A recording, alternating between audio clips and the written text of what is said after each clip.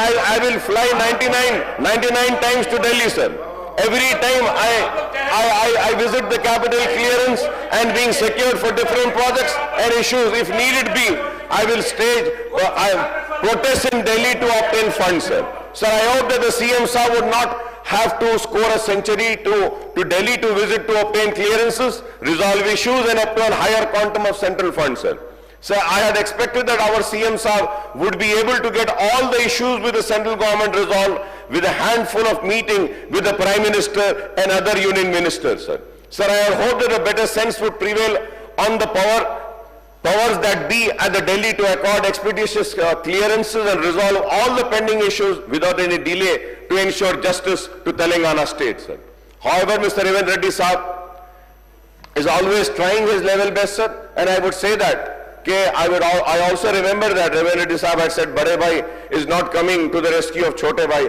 Now it's high time that Bade Bhai should come to the rescue of Chote Bhai, sir, and that is right, and I hope that the Bade Bhai would really come and the Bade Bhai's teammates will really go together and say the Bade Bhai to help the Chote Bhai, sir.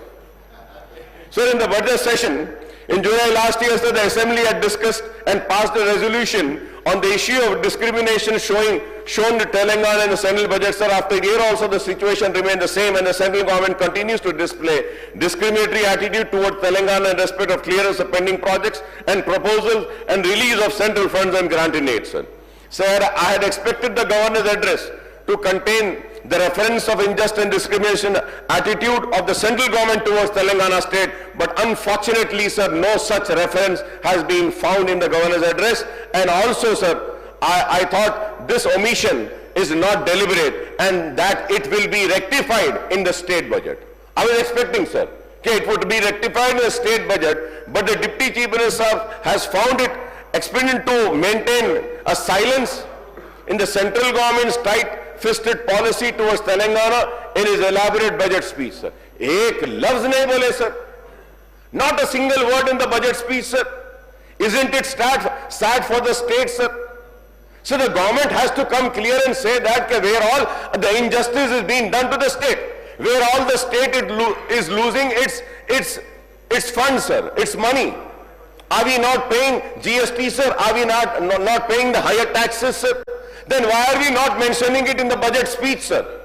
It is very sad, sir.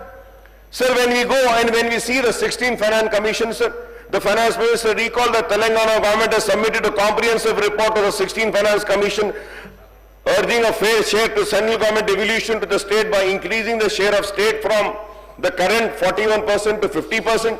He has pointed out that Telangana share in the central devolution has declined from 2.43% under the 14th Finance Commission to 2.10% under the 15th Finance Commission.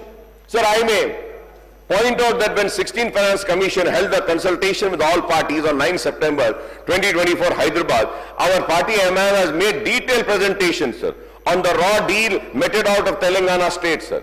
Sir, I had represented, sir, on behalf of my party. We went there. We gave the full presentation, sir. Honorable Minister, ex-Minister, Finance Minister Harish Rao Saab also was there. He also gave the presentation, sir.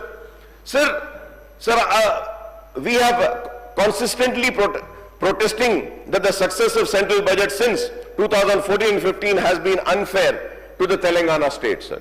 So the central government has been refusing to provide central grants for Mission Kakatiya, Mission Bhagiratha, and recommended by Niti Aayog as well as Palumuru Rangareddy lift irrigation scheme and Kaleshwaram project by designating them as a national project on the lines of Polavaram project of AP as per AP Reorganization Act. So the central government has not fulfilled many of the provisions made in AP Reorganization Act, including distribution of revenues and apportionment of assets and liabilities of the state government and the state public undertaking between AP and Telangana, sir.